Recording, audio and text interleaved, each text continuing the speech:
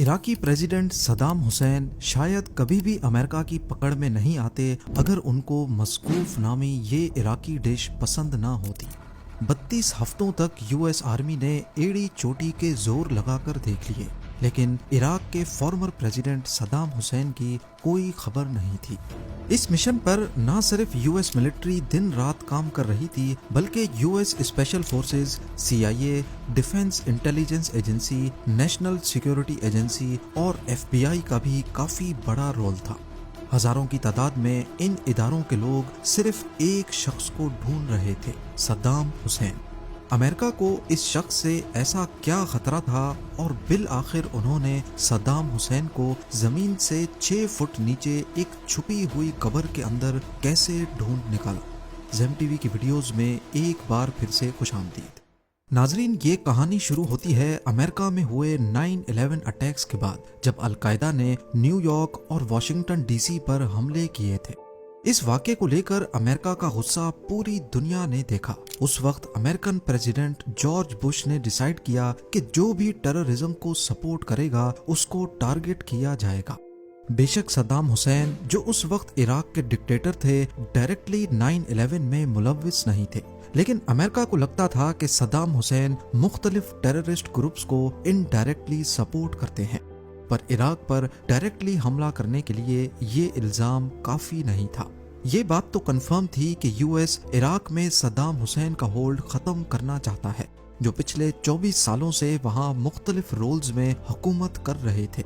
लिहाजा इराक में सद्दाम हुसैन की हुकूमत खत्म करने के लिए और वहां हमला करने के लिए यूएस को कोई ठोस वजह चाहिए थी, जिसके लिए अमेरिका ने ये दावा करना शुरू किया कि सद्दाम हुसैन इराक में वेपन्स ऑफ मास डिस्ट्रक्शन छुपा रहा है, यानी कि न्यूक्लियर वेपन्स। इसी दावे को बुनियाद बनाकर मार्च 2003 में अमेरिका ने इराक पर हमला कर दिया। इस काम में अमेरिका का साथ दिया यूके, ऑस्ट्रेलिया और पोलैंड की मिलिट्री ने, जो लड़ते लड़ते सिर्फ 3 हफ्तों में इराक के कैपिटल बगदाद तक पहुंच गए। इराक पर हमले के पहले ही दिन प्रेसिडेंट सद्दाम हुसैन कहीं रूपोश हो गए, और जब अमेरिकन मिलिट्री बगदाद पहुंची तो उन्हें सद्दाम हुसैन का कहीं कोई नामो निशान नहीं मिला।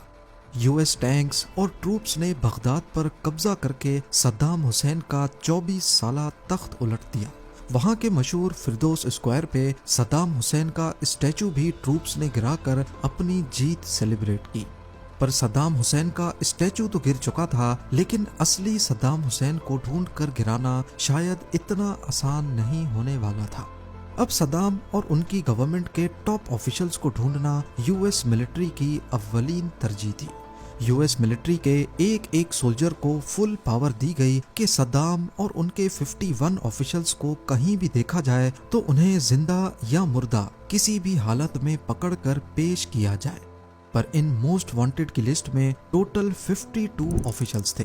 इनके चेहरे हर किसी को याद करवाने के लिए ताश के स्पेशल पत्ते प्रिंट करवाए गए, जिनमें सद्दाम हुसैन और उनके 51 ऑफिसर्स की तस्वीरें प्रिंट करवाई गई।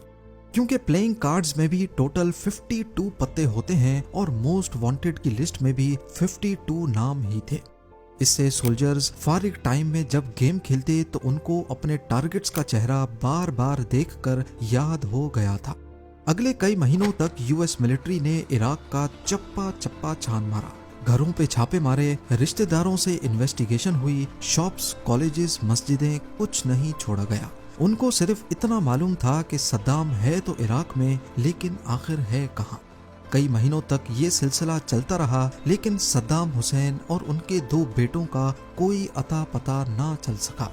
इसके बाद यूएस ने अनाउंस किया कि जो भी सद्दाम हुसैन या उनके बेटों के बारे में कोई भी इंफॉर्मेशन देगा उसको $55 मिलियन का इनाम दिया जाएगा। 15 मिलियन डॉलर्स उनके बेटों पर और $25 मिलियन का इनाम सद्दाम हुसैन पर रखा गया। इराक में कई लोग खुद सद्दाम हुसैन के खिलाफ थे और इसी वजह से अमेरिका को यकीन था कि पैसों की लालच में ही सही, लेकिन कोई न कोई इंफॉर्मेशन जरूर मिलेगी। और ठीक ऐसा ही हुआ। एक शख्स यूएस मिलिट्री बेस पर गया और कहा कि सद्दाम हुसैन के दोनों बेटे उदय और कुसे मेरे घर में मौजूद हैं। پہلے تو کسی کو یقین نہیں ہوا، لیکن جب یو ایس ملٹری نے اس گھر کو چاروں طرف سے گھیرا تو معلوم پڑا کہ واقعی ادے اور کسے وہاں موجود ہیں۔ وہ سیدھی طرح باہر نکلنے کو راضی نہیں تھے کیونکہ وہ بھی پوری طرح ہتھیاروں سے لیس تھے، لہٰذا کئی اٹیمپٹس کرنے کے بعد گھر پر میزائل اٹیک کیا گیا۔ سولجرز جب گھر کے اندر گئے تو انہیں ادے اور کسے دونوں کی ڈیڈ باڈیز ملی، یعنی صدام حسین کا ٹھکانہ معلوم کرنے کی جو آخری امید تھی وہ بھی چلی گئی۔ لیکن یو ایس ملٹری نے اس کو اپنی ہار تسلیم نہیں کیا۔ دوسری طرف صدام حسین کے کئی ساتھیوں کو ڈھونڈ کر زندہ اریسٹ بھی کیا گیا تھا، لیکن کہیں سے بھی کوئی انفارمیشن نہیں ملی۔ اب 4 مہینے گزر چکے تھے اور بات یہاں تک پہنچ گئی کہ یو ایس ملٹری اب یہ سوچنے لگی کہ شاید صدام حسین بھی کسی حملے میں مر چکا ہے۔ یہی سوچتے ہوئے یو ایس ملٹری کی کوششیں بھی کم ہونے لگی۔ نہ تو کسی ملٹری آپریشن اور نہ ہی کوئی انٹیلیجنس رپورٹ صدام حسین کے زندہ ہونے کا اشارہ دے رہی تھی، پر اسی دوران ایک آڈیو ٹیپ نے سارا پلاٹ ہی بدل دیا۔ یہ آڈیو ٹیپ تھی صدام حسین کی، جس میں وہ اپنے دونوں بیٹوں کی موت پر دکھ کا اظہار کر رہا تھا۔ اس آڈیو ٹیپ کا مطلب تھا کہ صدام حسین ابھی بھی زندہ ہے۔ امریکہ نے ایک بار پھر سے صدام حسین کو ڈھونڈنے کی کوششیں تیز کر دی اور اس کے سر پر جو $25 ملین کا انعام تھا اسے بڑھا کر $30 ملین کر دیا گیا، اور ساتھ ہی انفارمیشن دینے والے کو یو ایس سٹیزن شپ دینے کا وعدہ بھی کیا گیا۔ اتنی بھاری رقم کی لالچ میں ہر کوئی اپنی قسمت آزمانے لگا۔ عراقی لوگوں نے الٹی سیدھی انفارمیشن دینا شروع کر دی، اس امید میں کہ اگر وہاں سے صدام حسین پکڑا گیا تو ان کو انعامی رقم ملے گی، پر اس سے امریکہ کا کام اور زیادہ مشکل ہو گیا۔ تاش کے پتوں پر چھپے تقریباً تمام لوگ ہی پکڑے جا چکے تھے، صرف کچھ ہی بچے تھے جن میں صدام حسین بھی شامل تھا۔ اسی دوران ڈیفنس انٹیلیجنس ایجنسی کے ایک سارجنٹ ایرک میڈوکس نے تاش کے پتوں سے ہٹ کر بالکل الگ سمت میں سوچنا شروع کیا۔ اس نے دیکھا کہ جن لوگوں کو موسٹ وانٹڈ کی لسٹ میں ڈالا گیا تھا وہ موسٹلی صدام حسین کی گورنمنٹ کے ٹاپ آفیشلز تھے۔ ان کی پاور صدام حسین سے تھی، نہ کہ صدام حسین کی پاور ان سے۔ اس وقت صدام حسین کو اگر سب سے زیادہ کسی کی ضرورت ہوگی تو وہ ہیں اس کے باڈی گارڈز۔ صدام حسین کے باڈی گارڈز 3 کیٹیگریز میں بٹے ہوئے تھے۔ ایک اس کے محل کی پروٹیکشن کرتے تھے، دوسرے پہلے سے اس جگہ کو جا کر کلیئر کرتے جہاں صدام کو جانا ہوتا تھا، اور تیسرے تھے حمایہ۔ یہ گارڈز ہر وقت صدام حسین کے ساتھ رہتے تھے، اور اس وقت صدام حسین کو سب سے زیادہ انہی کی ضرورت ہو سکتی ہے۔ ایرک میڈوکس نے ان گارڈز کو ڈھونڈنے کے لیے صدام حسین کے ہوم ٹاؤن ٹکریت جانے کا فیصلہ کیا۔ وہاں اس نے صدام حسین کے ایک باڈی گارڈ محمد ابراہیم عمر کے بیٹے سے کچھ انٹروگیشن کی، لیکن یہ باڈی گارڈ بھی کہیں مسنگ تھا۔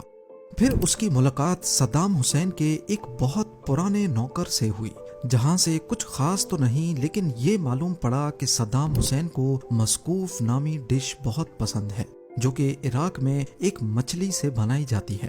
یہاں میڈوکس کو یاد آیا کہ صدام حسین کے باڈی گارڈ محمد ابراہیم عمر کے بیٹے نے انٹروگیشن کے دوران بتایا تھا کہ اس کے باپ کو فشنگ کا بہت شوق ہے، اور وہ ایک فش فارم کا مالک بھی ہے جو سمیرا نامی شہر میں موجود ہے۔ میڈوکس جب فش فارم پر پہنچا تو وہاں محمد ابراہیم عمر تو نہیں، لیکن 2 مچھیرے ضرور ملے۔ ان مچھیروں کا ڈائریکٹلی ابراہیم عمر سے کوئی تعلق نہیں تھا، پر ان میں سے ایک عراقی گوریلا فائٹر کا کزن نکلا۔ آپ کو یہاں بتاتے چلیں کہ جب صدام حسین کا تخت الٹ دیا گیا تو اس کے کلوز ملٹری آفیشلز نے امریکن ملٹری کے خلاف گوریلا وار شروع کر دی تھی۔ ایسا مانا جا رہا تھا کہ یہ گوریلا فائٹرز ابراہیم عمر کے اشارے پر چلتے ہیں، جو کہ صدام حسین کا سب سے کلوز باڈی گارڈ تھا۔ مچھیرے نے اپنے ایک انکل کا ذکر بھی کیا جس کا گھر بغداد میں ہے۔ میڈوکس نے اپنی ٹیم کے ساتھ بغداد کے اس گھر کو گھیرا، اس امید میں کہ شاید یہاں سے بھی کوئی انفارمیشن مل جائے، اور حیرت انگیز طور پہ ابراہیم عمر وہیں پہ چھپا ہوا تھا۔ ابراہیم عمر صدام حسین کا پرسنل باڈی گارڈ تھا، اور وہ اکثر اپنے فش فارم سے صدام حسین کو مسکوف نامی مچھلی کی ڈش بنوا کر بھیجا کرتا تھا۔ فی الحال وہ امریکن ملٹری کے خلاف ایک گوریلا وار کو لیڈ کر رہا تھا اور اسی کو ہی صدام حسین کی اصل لوکیشن کے بارے میں پتا تھا۔ اریسٹ ہونے کے بعد وہ کچھ بھی بتانے کو راضی نہیں تھا، لیکن جب میڈوکس نے اسے انٹروگیٹ کیا اور یہ یقین دلایا کہ اسے اور اس کی فیملی کو یو ایس میں سٹیزن شپ دی جائے گی تو پھر اس نے بولنا شروع کیا۔ ابراہیم نے بتایا کہ صدام حسین الدور نامی ٹاؤن میں چھپا ہوا ہے۔ اس کی نشاندہی پر یو ایس ٹروپس نے الدور ٹاؤن کو سرچ کرنا شروع کیا۔ وہاں ٹگرس ریور کے کنارے 2 فارم ہاؤس تھے، پر دونوں خالی نکلے۔ اس وقت ابراہیم عمر جو ٹروپس کے ساتھ موجود تھا، اس نے اشارہ کیا زمین کی طرف جہاں ایک رسی پڑی ہوئی تھی۔ وہ رسی بہت لمبی تھی اور زمین کے اندر سے ہوتی ہوئی دور ایک اسپائڈر ہول کے اندر جا رہی تھی۔ اس اسپائڈر ہول کی انٹرنس ایک اسٹائرو فارم سے بند کی گئی تھی۔ جب اس سوراخ کو کھولا گیا تو اندر اندھیرے کے سوا کچھ نظر نہیں آیا۔ اسی وقت ایک سولجر ہینڈ گرنیڈ اندر پھینکنے ہی والا تھا کہ اس سوراخ میں سے 2 ہاتھ نکلتے ہوئے نظر آئے۔ یہ لمبی داڑھی والا ایک شخص تھا جس نے کہا کہ میرا نام صدام حسین ہے اور میں عراق کا پریزیڈنٹ ہوں۔ امریکن آرمی صدام حسین کو زندہ پکڑنے میں کامیاب ہو گئی تھی۔ 32 ہفتوں کی لگاتار کوششوں کے بعد ایرک میڈوکس کی کوششیں آخر رنگ لے آئیں۔ بعد میں اینالائز کرنے پر دیکھا گیا کہ اگر میڈوکس کو یہ پتا نہیں چلتا کہ صدام حسین کو مشکوف نامی ڈش پسند ہے تو شاید وہ یہاں تک کبھی نہیں پہنچ پاتا۔ بعد میں جس الزام پر عراق پر حملہ کیا گیا تھا کہ وہاں Saddam Hussein weapons of mass destruction چھپائے بیٹھا ہے، کہیں نہیں ملے، اور امریکن پریزیڈنٹ جارج بش نے بھی اس بات کی تصدیق کی کہ وہاں ہمیں کچھ نہیں ملا۔ امید ہے زیم ٹی وی کی یہ ویڈیو بھی آپ لوگ بھرپور لائک اور شیئر کریں گے۔ آپ لوگوں کے پیار بھرے کامنٹس کا بے حد شکریہ۔ ملتے ہیں اگلی شاندار ویڈیو میں۔